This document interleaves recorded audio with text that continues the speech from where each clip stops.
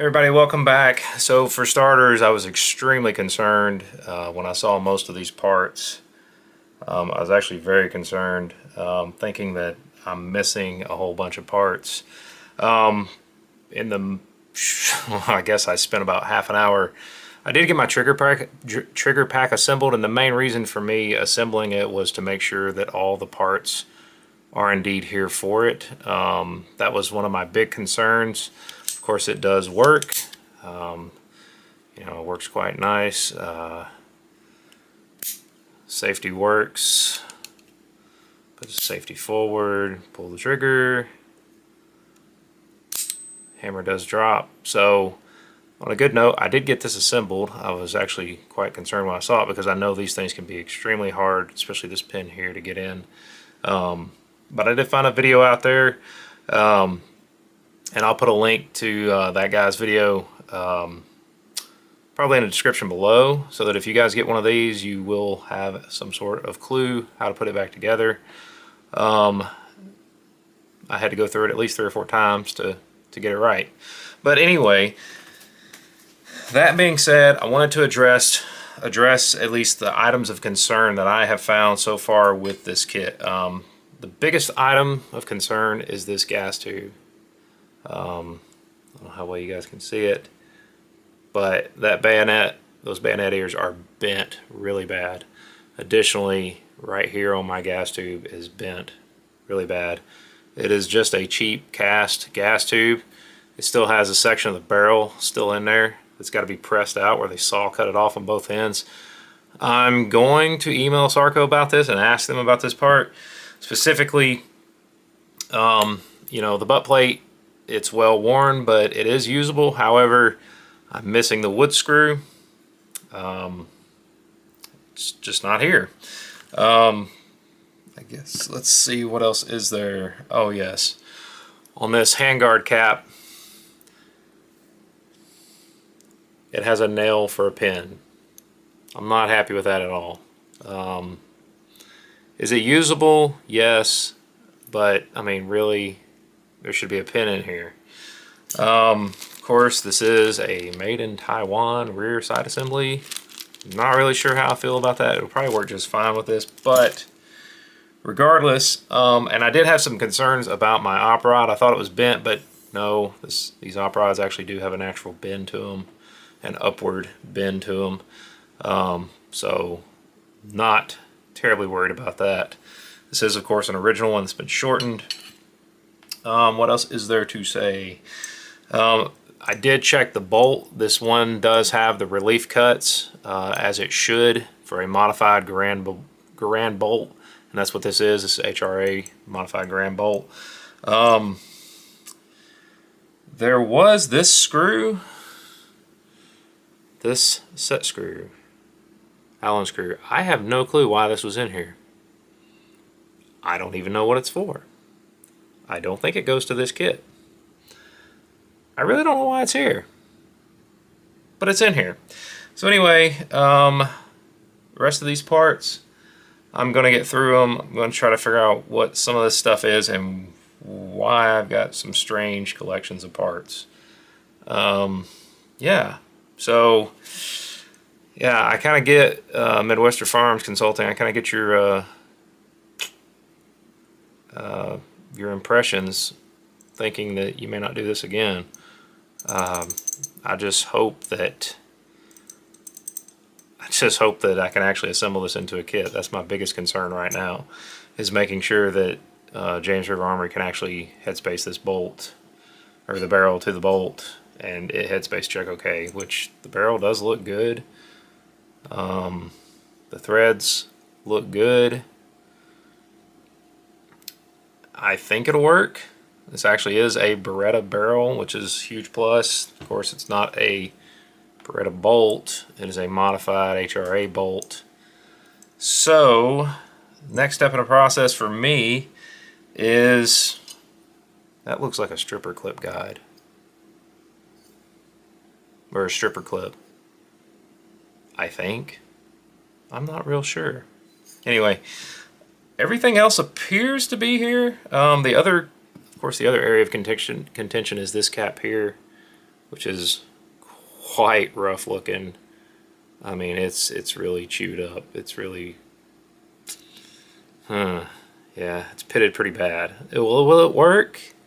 Yes, it will, but it looks pretty rough. But anyway, so I'm going to reach out to Sarco. I want to see what they have to say. At least the wood is good. There's no cracks or anything like that. So that's a huge plus. So this is part 1 of this series. Of course, yes guys, I'm sorry I did put this together off camera. I will not be disassembling this to put it back together again because it is just, I'm going to have some bruises from this one. So, but yeah, just to voice Midwestern Farms Consulting's concerns, that is not sure how I feel about that hammer. But, you know, I guess if it works, it works, but it could be something that breaks later on. Well, there you have it, folks. I mean, that's what, you know, sometimes this is how things come out. Do I think I can build this? I hope I can. We're going to find out. So stay tuned. I'm going to get this shipped off to James River Armory. I'm going to have them weigh in on this barrel and this bolt. I hope and pray they can get it to headspace okay to a receiver. But I'll keep you guys informed with updates along the way. And we'll see how it goes. Maybe I'll make out as well as Midwestern Farms Consulting. I don't know, but we'll find out.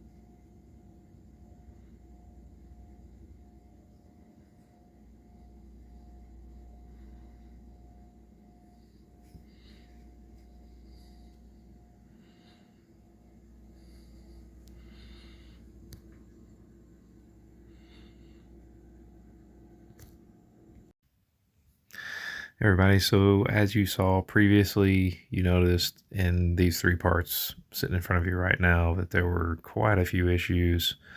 Of course, I detailed all of those. I also showed you that this gas port here, our gas tube here, had some major issues going on right there, especially with that crack. Of course, I'm going to insert a picture. Hopefully you'll see it. I'm not sure of the placement yet, but you'll see the new gas tube in there. You don't see it here with these parts on the table because it was sent off with the bolt and barrel over James River Armory because I wanted to have them check the tube itself with some pin gauges to make sure it was still within spec, make sure it was still usable. Of course, the BM59-E uses just a standard M1 Grand gas tube. So I guess to back up a little bit, I sent all those pictures that you guys saw over to Sarco. They responded rather quickly, and what you see right here is what they sent me. Of course, minus the gas tube, which is currently with James River Armory. So they sent me a new end cap with sling swivel and the screw that holds it in. And then this piece right here, you'll notice, is in pretty much perfect shape. When you look at the holes there, they're not wallowed out, they're not egged, anything like that. So really pleased with how quickly they responded. I want to say they responded within a day, and I think it was approved within a half a day or a day, and then they got the parts shipped out to me, and they said, you know, you can do whatever you want to with these spare parts. Essentially, we don't want them back. But they shipped out the spare parts. They shipped them out quickly, and we'll see in the coming days what James River says about this gas tube. Not this one, but the one that I sent him that you saw in the picture. And see how that works out. But anyway, just want to thank you guys that have subscribed. I want to thank you guys for all your likes, your comments, your shares. It greatly helps out the channel. And until next time, stay tuned, guys, for part 3, I guess, coming up after this. I also want to take the time just to wish you guys all a Merry Christmas. Make sure you spend time with your friends and family. You never know how much time you have left with them. And not only that, just want to remind everyone the real reason isn't presents and everything else. The real reason for Christmas is Jesus Christ. And you guys can agree with me or not, that's perfectly fine. But he is the reason for the season. So once again, just want to wish everybody a Merry Christmas. Until next time, you guys have a great day.